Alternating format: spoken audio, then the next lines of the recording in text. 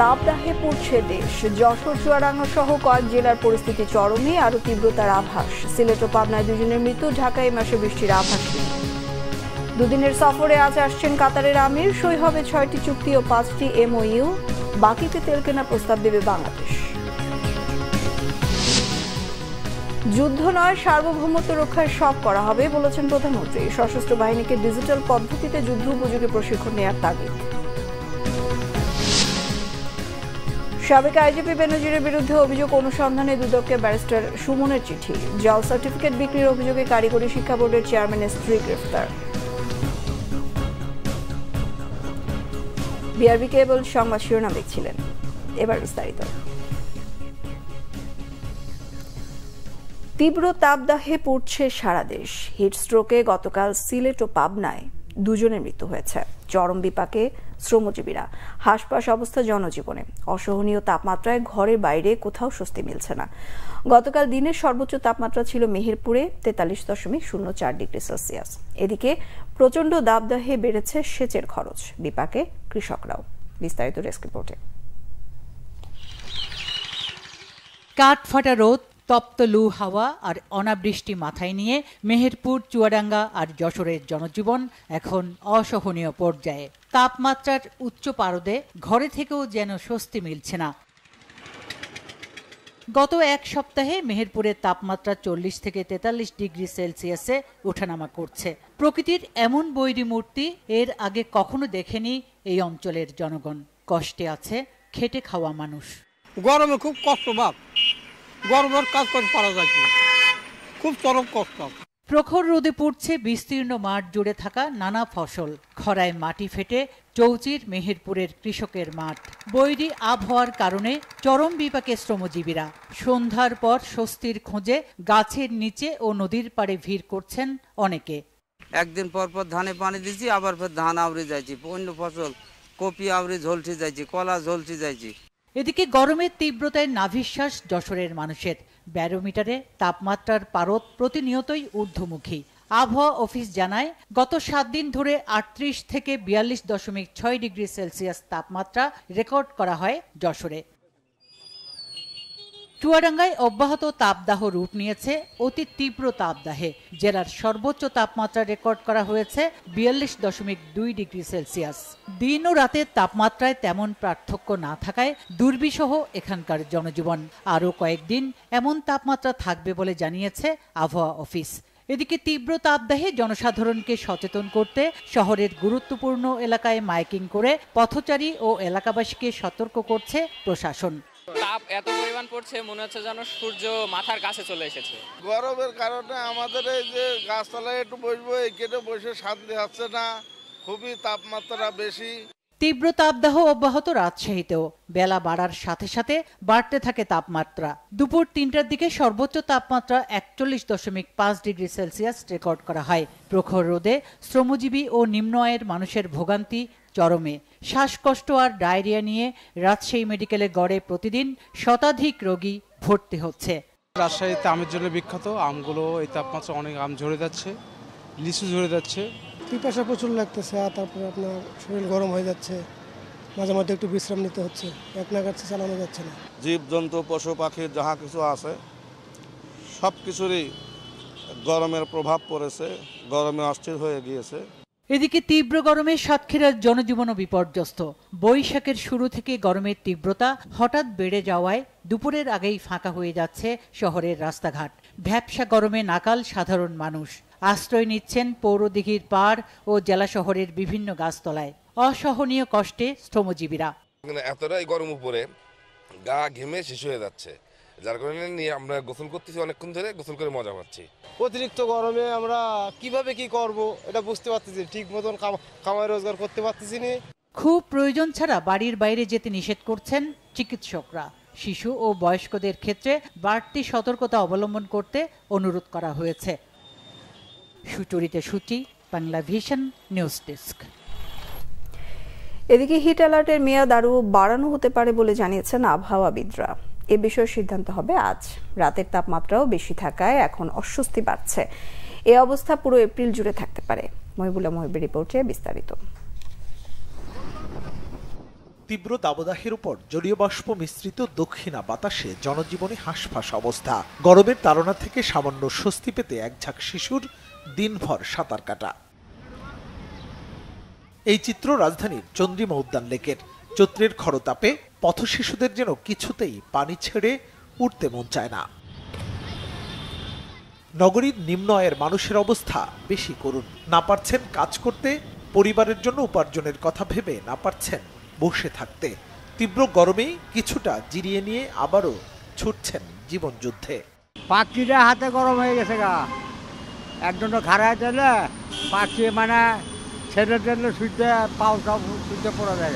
গরমে বাঁচি না, গরম প্রচুর গরম। এই গরমের জন্য এখানে ছায়ায় বসে রয়েছি। এভাবে গাড়ি চালাইলে জীবন বাঁচবে না আমাদের। একটা খ্যাপ মারলে আর খ্যাপ মারতে মন চায় না। উপরের গরমের তাপে নিচের থেকেও পিজের গরমে মনে হচ্ছে আগুন বেরোচ্ছে। পিজে মনে হচ্ছে গলে মোটরসাইকেলের টায়ারে লেগে যায় অবস্থা। সূর্যের তাপ যত বাড়ে তত ক্রেতার ভিড় বাড়ে নগরীর ফুটপাতের শরবতের দোকানে। তীব্র রোদে কাঠ হয়ে যাওয়া গলাটা ভিজিয়ে নেওয়ার চেষ্টা পথিকের। কিন্তু গরম তো অনেক, প্রচন্ড গরম। এই গরমে মানে একটু দরকার, লেবু শরবত দরকার আছে। কারণ গরমে সবারই পানি পিপাসা ধরাইতেছে, এই জন্য গরম বেশি। হ্যাঁ, এই জন্য একটু বিক্রিটা বেশি হয়। আবহাওয়াবিদরা বলছেন রংপুর বিভাগের তাপমাত্রা দুদিন আরো বাড়বে। আগামী 3 দিনে বৃষ্টির সম্ভাবনা নেই। তবে বুধ ও বৃহস্পতিবার সিলেট এবং এর আশপাশের এলাকায় সামান্য বৃষ্টি নামার লক্ষণ দেখছেন তারা। গত 19 তারিখে পরবর্তী 3 দিনের জন্য হিটার জারি করা রয়েছে, যেটা আগামীকালকে আবার এক্সটেনশন করার সম্ভাবনা রয়েছে। গতকালকে যে সর্বোচ্চ তাপমাত্রা ছিল যশোরে 42.6, এছাড়াও তীব্র থেকে অতি তীব্র তাপপ্রবাহ কিন্তু ঢাকা, খুলনা এবং রাজশাহী বিভাগে বিদ্যমান রয়েছে। গতকালকের যে তাপমাত্রা ছিল সেখান থেকে আজকের সারা দেশের তাপমাত্রা মোটামুটি একই রকম থাকার সম্ভাবনা রয়েছে, তবে 2-1 জায়গায় কিছুটা কমতে পারে। শুধুমাত্র রংপুর বিভাগে তাপমাত্রা বৃদ্ধি পাওয়ার সম্ভাবনা রয়েছে 1 থেকে 2 ডিগ্রি সেলসিয়াস। ঢাকায় এপ্রিল জুড়ে বৃষ্টির সম্ভাবনা নেই বলেও পূর্বাভাস দিয়েছে আবহাওয়া অফিস। মুহিবুল্লাহ মুহিব, বাংলা ভিশন, ঢাকা। কাতারের আমির Sheikh Tamim bin Hamad Al Thani দুদিনের সফরে আজ ঢাকায় আসছেন। কাতারের আমিরের সফরকালে দুই দেশের মধ্যে 6টি চুক্তি ও 5টি সমঝোতা স্মারক সই হবে বলে জানিয়েছেন পররাষ্ট্রমন্ত্রী ডক্টর হাসান মাহমুদ। কাতারের কাছে বাকিতে তেল কেনার প্রস্তাব দেওয়া হবে বলেও জানান পররাষ্ট্রমন্ত্রী। রিপোর্ট আসমা আক্তার নুপুরের।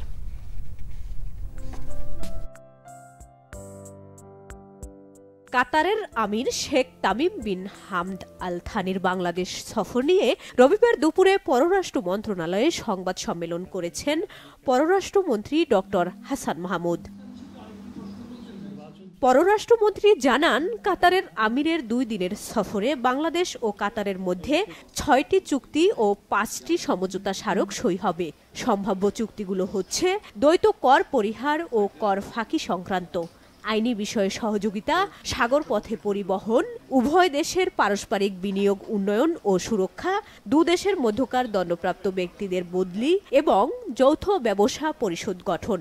সম্ভাব্য 5টি সমঝোতা স্মারকের মধ্যে রয়েছে শ্রম শক্তি বন্দর পরিচালনা, উচ্চশিক্ষা ও বৈজ্ঞানিক গবেষণা, যুব ও ক্রীড়া ক্ষেত্রে সহযোগিতা এবং কূটনৈতিক প্রশিক্ষণে সহযোগিতা। এই সফর বাংলাদেশের মহামান্য রাষ্ট্রপতি এবং মাননীয় প্রধানমন্ত্রীর আমন্ত্রণ ক্রমে এই সফর অনুষ্ঠিত হতে যাচ্ছে। বিগত 2023-এর মার্চ ও মে মাসে 2বার কাতার সফরের মাধ্যমে উভয় দেশের মধ্যকার দ্বিপক্ষীয় সম্পর্ক সুদৃঢ় অবস্থানে উপনীত হয়েছে। এরই ধারাবাহিকতায় কাতারের মহামহিম আমির বাংলাদেশ সফর করবেন। সফরকালে কাতারের কাছে বাকিতে তেল কেনার প্রস্তাব দেয়া হবে বলে জানান মন্ত্রী। আশা করেন বাংলাদেশের জ্বালানি নিরাপত্তা বাড়াতে এই সফর গুরুত্বপূর্ণ ভূমিকা রাখবে। কাতার তো নানা ক্ষেত্রে বিনিয়োগ করতে পারে। যেমন কাতার আমাদের রিনিউয়েবল এনার্জিতে বিনিয়োগ করতে পারে, আমাদের এলএনজি সহ নানা ক্ষেত্রে বিনিয়োগ করতে পারে। এছাড়া আমাদের কাতার যেমন আমাদের ব্যাংকিং সেক্টরে বিনিয়োগ করতে পারে। আমরা প্রস্তাব করতে পারি, করার সম্ভাবনা রয়েছে। তারা যদি চায়, ইন্টারেস্টেড হয় যে আমাদের অর্থনৈতিক অঞ্চলে একটি বিশেষ এলাকা তাদের জন্য, তাহলে সেটি দেওয়ার ক্ষেত্রে অবশ্যই পজিটিভ আলোচনা হবে। এর আগে সকালে পররাষ্ট্রমন্ত্রী ডক্টর হাসান মাহমুদের সঙ্গে পররাষ্ট্র মন্ত্রণালয়ে সৌজন্য সাক্ষাৎ করেন পাকিস্তানের হাই কমিশনার সৈয়দ আহমেদ মারুফ। দ্বিপাক্ষিক সম্পর্ক নিয়ে দুদেশের মধ্যে আলোচনা হয়েছে বলে জানান পাকিস্তানের high commissioner. We discussed all issues and many opportunities, the economic, trade. অনেক বিষয় নিয়ে কথা হয়েছে। দুদেশের মধ্যে ব্যবসা এবং অর্থনীতিতে অনেক সম্ভাবনা রয়েছে। দ্বিপক্ষীয় আলোচনা অনেক সুন্দর হয়েছে। And I really enjoyed this company. Wonderful host and we have a great discussion. সাক্ষাতে ৭১-এর গণহত্যা নিয়ে আলোচনা হয়েছে বলেও জানা গেছে। আসমা আক্তার নূপুর, বাংলা ভিশন, ঢাকা। সশস্ত্র বাহিনীকে ডিজিটাল পদ্ধতিতে যুদ্ধ উপযোগী প্রশিক্ষণ নেয়ার তাগিদ দিয়েছেন প্রধানমন্ত্রী শেখ হাসিনা।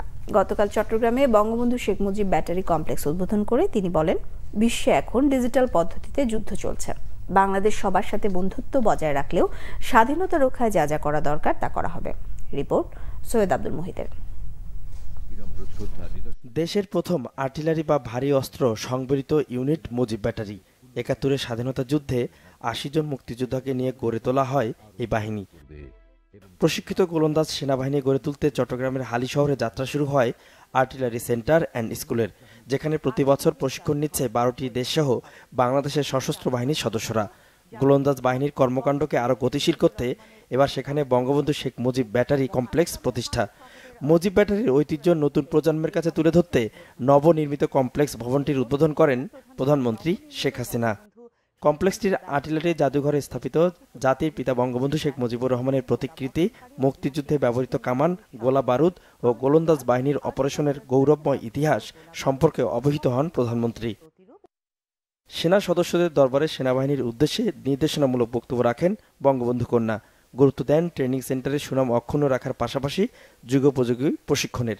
বিশ্বের সঙ্গে তাল মিলিয়ে চলতে হবে। পাশাপাশি জাতিসংঘ শান্তি রক্ষা মিশনে আমরা সশস্ত্র বাহিনীর তারা বিশেষ অবদান রেখে যাচ্ছে। অন্যান্য দেশের সশস্ত্র বাহিনীর সাথে কাজ করতে হয়। আমি চাই যে আমাদের ছেলেরা মেয়েরা কখনোই পিছিয়ে থাকবে না। সব ধরনের আধুনিক প্রশিক্ষণ তাদের দিতে হবে। তাছাড়া ডিজিটাল বাংলাদেশ আমরা গড়ে তুলেছি। আজকাল যুদ্ধটা এখন তো ডিজিটাল পদ্ধতিতেও শুরু হয়ে গেছে। কাজে সেদিকে লক্ষ্য রেখে সব ধরনের আধুনিক জ্ঞান সম্পন্ন উচ্চ প্রশিক্ষিত সশস্ত্র বাহিনী গড়ে উঠুক, সেটাই আমাদের কাম্য। স্বাধীনতা সার্বভৌমত্ব রক্ষায় সশস্ত্র বাহিনীর দায়িত্বের কথা স্মরণ করে দেন সরকার প্রধান। আমাদের পররাষ্ট্র নীতিতে জাতির পিতা বঙ্গবন্ধু শেখ মুজিব সে কথাই বলে গেছেন, সকলের সাথে বন্ধুত্ব, কারোর সাথে বরিতা নয়। পাশাপাশি আমাদের এটাও মনে রাখতে হবে, আমাদের দেশটা স্বাধীন সার্বভৌম দেশ। আমরা যুদ্ধ করে বিজয় অর্জন করেছি। আমাদের স্বাধীনতা সার্বভৌমত্বকে ক্ষুণ্ণ করুক, আমরা তা চাই না। আমরা বন্ধুত্ব নিয়ে চলতে চাই, কিন্তু আমাদের দেশের স্বাধীনতা সার্বভৌমত্ব রক্ষায় যা যা করণীয় সেটা আমাদের জান কবুল, আমরা তা করব। এ সময় কমপ্লেক্স প্রাঙ্গণে বৃক্ষরোপণ করেন প্রধানমন্ত্রী। বঙ্গবন্ধুকে নিয়ে শিশুদের আঁকা ছবির প্রদর্শনীও ঘুরে দেখেন। ব্যাটারি কমপ্লেক্সের উদ্বোধন উপলক্ষে কেক কাটেন প্রধানমন্ত্রী শেখ হাসিনা। সৈয়দ আব্দুল মুহিত, বাংলা ভিশন, ঢাকা। ব্যর্থ রাজনীতির ধারায় হাঁটায় হোঁচট আর ঝাঁকুনির প্রকোপে পর্যুদস্ত বিএনপি, বলেছেন আওয়ামী লীগের সাধারণ সম্পাদক ওবায়দুল কাদের। রবিবার এক বিবৃতিতে তিনি একথা বলেন। ওবায়দুল কাদের বলেন, বিএনপি মহাসচিব জনগণের কাছে রাষ্ট্রযন্ত্রকে ঝাঁকুনি দেওয়ার আহ্বান জানিয়েছেন, অথচ বিএনপি নিজেই রাজনৈতিকভাবে টালমাটাল অবস্থায় রয়েছে। এই ঝাঁকুনি হলো বারবার পরাজয়ের ঝাঁকুনি। হতাশার গভীরে নিমজ্জিত হয়ে বিএনপি নেতাদের বোধ শক্তি লোপ পেয়েছে। দিন দিন তারা দেশ, রাষ্ট্র ও জনগণকে শত্রুতে পরিণত করে চলেছে বলে মন্তব্য তার। বলেন, বিএনপি নেতিবাচক কর্মকাণ্ডের প্রতি জনগণের কোনো আগ্রহ নেই, যে কারণে জনগণ বারবার বিএনপিকে প্রত্যাখ্যান করেছে। সরকার জনগণের সেবক, বাংলাদেশে এই ধারণা প্রতিষ্ঠিত করেছে আওয়ামী লীগ। যে অপশক্তি দেশ ও জনগণের বিরুদ্ধে অবস্থান নেবে, তারা স্বয়ংক্রিয়ভাবে আওয়ামী লীগের প্রবল প্রতিপক্ষ বা শত্রু হিসেবে গণ্য হবে বলে মন্তব্য করেন ওবায়দুল কাদের।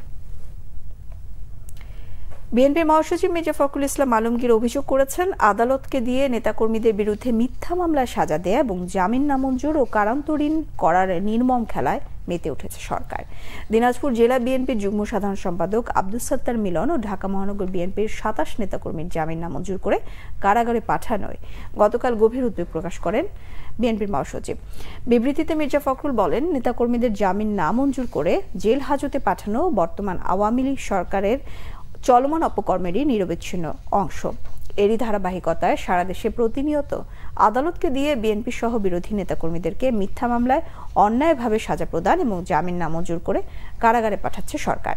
নেতাকর্মীদের বিরুদ্ধে মিথ্যা ও বানোয়াট মামলা প্রত্যাহার, সাজা বাতিল এবং নিঃশর্ত মুক্তির জোর দাবি জানান মির্জা ফখরুল। পুলিশের সাবেক আইজি বেনজির আহমেদের বিরুদ্ধে ওঠা অভিযোগ অনুসন্ধান করতে দুর্নীতি দমন কমিশন দুদককে চিঠি দিয়েছেন সংসদ সদস্য ব্যারিস্টার সৈয়দ সায়েদুল হক সুমন। চিঠিতে বেনজির আহমেদ ও তার পরিবারের বিরুদ্ধে বিপুল অবৈধ সম্পদ অর্জনের অভিযোগ তদন্ত করে ব্যবস্থা নিতে দুদককে অনুরোধ জানান তিনি। এ বিষয়ে দুদকের আইনজীবী জানান, চিঠি পর্যালোচনা করে দুদক আইনানুযায়ী ব্যবস্থা নেবে। আহমেদ সরোয়ারের রিপোর্ট। সাবেক আইজিপি বেনজির আহমেদের বিরুদ্ধে বিপুল অবৈধ সম্পদ অর্জনের তথ্য সম্প্রতি উঠে আসে দেশের বেশ কিছু গণমাধ্যমে। শনিবার অবশ্য নিজের ভেরিফাইড ফেসবুকে ভিডিও আপলোড করে সেসব অভিযোগের জবাব দেন তিনি।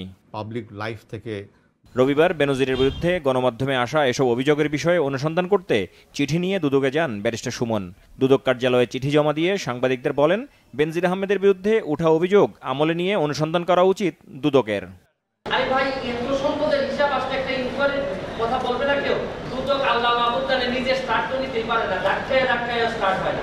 দুদক এটা বলবে না, ইনকোয়ারি করবে না, আরে ভাই একটা কাজ তো করো, এতটা বেতন নিতেছ, খালি এই যে কাজিয়ার ওই যে সাব রেজিস্ট্রারের মামলা করার জন্য দুদক আসে নাই, আর বড় জিনিস দেখলে দুদক ছুটে যায়। দুদক আইনজীবী অ্যাডভোকেট খুরশিদ আলম খান বলেন, দুদক নিয়ম অনুযায়ী কাজ করবে। যেই অভিযোগটা আসবে সেই অভিযোগটা তার ধর্তব্যের মধ্যে আছে কিনা, অর্থাৎ তার তফসিলভুক্ত অপরাধের মধ্যে পড়ে কিনা, নাম্বার 1। নাম্বার 2, কমিশন দেখবে যেই ডাটাগুলি দিয়েছে সেই ডাটাগুলি ওনারা নিজেরা এক্সামিন করে এটা সত্যতা কতটুকু। যদি সত্যতা পায় অবশ্যই কমিশন আইনানুগ তার বিরুদ্ধে যা করার সেটা অবশ্যই করবে।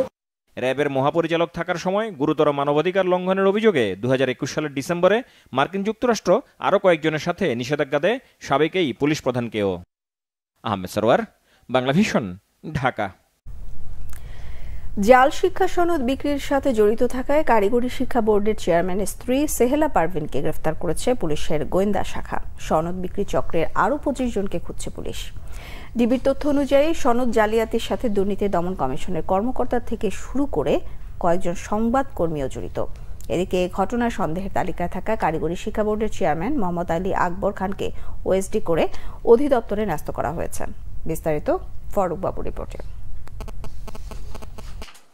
বিছানায় ছড়িয়ে ছিটিয়ে রয়েছে কারিগরি শিক্ষা বোর্ডের অসংখ্য সনদ। অবৈধ প্রক্রিয়ায় টাকার বিনিময়ে এগুলো বিক্রি হয়। তবে বৈধ সনদের মতো এর অস্তিত্ব মিলবে শিক্ষা বোর্ডের সার্ভারেও। না, এটা হার্ড কপি যথেষ্ট না। এটা চূড়ান্ত মূল্যায়নটা তখনই হয় যদি সেটার অনলাইনে সেটার প্রমাণ পাওয়া যায়। তো এইটা রেডি করার পরে এরপরে এর যে নাম এবং তার যে জিপিএ সহ তার যে তথ্যাদি, সেই তথ্যাদি অনলাইনে আপলোড করা হয়। পরবর্তীতে সে যখন এই তথ্য দিয়ে সেখানে সার্চ দেওয়া হয় তখন সেখানে তার যথাযথ সত্যতা অনলাইনে দেখতে পায়। টাকার বিনিময়ে সনদ বিক্রির হোতা খোদ কারিগরি শিক্ষা বোর্ডের সিস্টেম অ্যানালিস্ট মোহাম্মদ শামসুজ্জামান। গত 1 এপ্রিল সহযোগী সহ তাকে হাতে নাতে গ্রেফতার করে ডিবি পুলিশ। যে ছাত্রছাত্রীরা পাশ করতে পারতো না বা পরীক্ষায় কম নাম্বার পাইতো, সেই ধরনের শিক্ষার্থীদের খাতার নম্বরটি কম্পিউটার এন্ট্রি হওয়ার পরে সেখানে বাড়িয়ে দিয়ে তাকে পাশ করে দেওয়া হতো এবং তার গ্রেড বাড়িয়ে দিয়ে দেওয়া হতো। এই কাজটি করতো। কারিগরি শিক্ষা বোর্ডের গ্রেফতার কর্মচারীদের দেয়া তথ্যে সনদ জালিয়াতির চক্রের সন্ধানে নামে ডিবি পুলিশ। এরপরই সামনে আসে কারিগরি শিক্ষা বোর্ডের চেয়ারম্যানের স্ত্রী সেহেলা পারভিন জড়িত থাকার প্রমাণ। এই হলো সেই ঐতিহাসিক কলি ম্যাডাম, যিনি কারিগরি শিক্ষা বোর্ডের সার্টিফিকেট জালিয়াতির হাজার হাজার ঘটনা ঘটিয়েছে। দুপুরে ডিএমপি মিডিয়া সেন্টারে সংবাদ সম্মেলনে ডিবির অতিরিক্ত কমিশনার হারুন অর রশিদ জানান, সিস্টেম অ্যানালিস্ট শামসুজ্জামানের কাছ থেকে চেয়ারম্যানের স্ত্রীর টাকা লেনদেনের প্রমাণ পেয়েছে তারা। 3 জন 164 করেছে। চেয়ারম্যানের বউকে আমরা জিজ্ঞাসাবাদ করেছি, সেও বলেছে তার সাথে ওই যে সিস্টেম অ্যানালিস্টের যোগাযোগ ছিল এবং লেনদেন ছিল এবং সেটা স্বীকার করেছে। এই ঘটনায় কুষ্টিয়া সহ রাজধানীর বিভিন্ন স্থান থেকে আরও 3 জনকে গ্রেফতার করা হয়। 25 জনকে চিহ্নিত করে তাদের গ্রেফতারে অভিযান চলছে বলেও জানায় সংস্থাটি। আমাদের দুদকের 2-1 কর্মকর্তা তার নামে একটা ফাইল খুলে তার সাথে আবার ওই সিদ্ধেশ্বরীতে বসে একাধিক কথাবার্তা বলে সেটাও স্থগিত হয়ে যায়, আর ওই 2 জন দুদকের কর্মকর্তা রিটায়ারে চলে যায়। সেখান থেকে সে কিছু বাংলা টাকাও নেই, কিছু ডলারও নেই। শিক্ষা মন্ত্রণালয়ের কর্মকর্তাদের ম্যানেজ করে টাকার বিনিময়ে বিক্রি করা জাল সনদ শিক্ষা বোর্ডের সার্ভারে আপলোড করত system analyst Mohammad Shamsuzzaman. DB police বলছে, কারিগরি শিক্ষা বোর্ডের চেয়ারম্যানের সংশ্লিষ্টতা পেলে তাকেও গ্রেফতার করা হবে। ফররুক বাবু, বাংলা ভিশন, ঢাকা। আসছে বড় মৌসুমের ধান ও চাল সংগ্রহে মূল্য নির্ধারণ করেছে সরকার। ধান, গম ও চাল কেনা শুরু হবে 7 মে থেকে। গতকাল মন্ত্রী পরিষদ সভাকক্ষে খাদ্যমন্ত্রী সাধন চন্দ্র মজুমদারের সভাপতিত্বে খাদ্য পরিকল্পনা পরিধারণ কমিটির সভায় এসব সিদ্ধান্ত হয়। সভায় প্রতি কেজি বোরো ধান সংগ্রহে মূল্য নির্ধারণ করা হয়েছে 32 টাকা, সিদ্ধ চাল 45, আতপ চাল 44 টাকা আর গম 34 টাকা। 2023 সালে ধান চালের সংগ্রহ মূল্য ছিল ধান 30 টাকা, সিদ্ধ চাল 44 আর গম 35 টাকা। 2024 মৌসুমে মন্ত্রণালয়ের পক্ষ থেকে 5 লাখ টন ধান, 11 লাখ টন সিদ্ধ চাল, আতপ চাল 1 লাখ টন এবং 50,000 টন গম সংগ্রহের লক্ষ্যমাত্রা নির্ধারণ করা হয়েছে। এ সময় এক প্রশ্নের জবাবে খাদ্যমন্ত্রী সাধন চন্দ্র মজুমদার জানান, চালের বস্তায় দাম উল্লেখ করে এরই মধ্যে বিক্রির কার্যক্রম শুরু হয়েছে। ব্যবসায়ীদের আর সময় দেওয়া হবে না, প্রয়োজনে আইন প্রয়োগ করা হবে বলেও জানান খাদ্যমন্ত্রী। সংবাদ শেষ করব বিআরবি কেবল শিরোনামগুলো আরেকবার জানি। তাপদাহে পড়ছে দেশ, যশোর, চুয়াডাঙ্গা সহ কয়েক জেলার পরিস্থিতি চরমে, আরো তীব্রতার আভাস। সিলেট ও পাবনায় 2 জনের মৃত্যু, ঢাকায় মাসে বৃষ্টির আভাস নেই। 2 দিনের সফরে আজ ঢাকায় আসছেন কাতারের আমির। সই হবে 6টি চুক্তি ও 5টি MOU। বাকিতে তেল কেনার প্রস্তাব দেবে বাংলাদেশ। যুদ্ধ নয়, সার্বভৌমত্ব রক্ষার সব করা হবে বলেছেন প্রধানমন্ত্রী। সশস্ত্র বাহিনীকে ডিজিটাল পদ্ধতিতে যুদ্ধ উপযোগী প্রশিক্ষণ নেওয়ার তাগিদ। সাবেক আইজিপি বেনজিরের বিরুদ্ধে অভিযোগ অনুসন্ধানে দুদককে ব্যারিস্টার সুমনের চিঠি। জাল সার্টিফিকেট বিক্রির অভিযোগে কারিগরি শিক্ষা বোর্ডের চেয়ারম্যান নেত্রী গ্রেফতার। এই ছিল এখনকার মতো। পরের সংবাদ সকাল 10টায়, 9টায় থাকছে নিউজ টপ 10। দেখার আমন্ত্রণ রইল। এছাড়া বাংলা ভিশন সংবাদ ও সংবাদ সংশ্লিষ্ট অনুষ্ঠান দেখতে ভিজিট করুন www.bvnews24.com ও facebook.com/banglavisionnews। সাবস্ক্রাইব করুন youtube.com/banglavisionnews। সঙ্গে থাকায় ধন্যবাদ সবাইকে।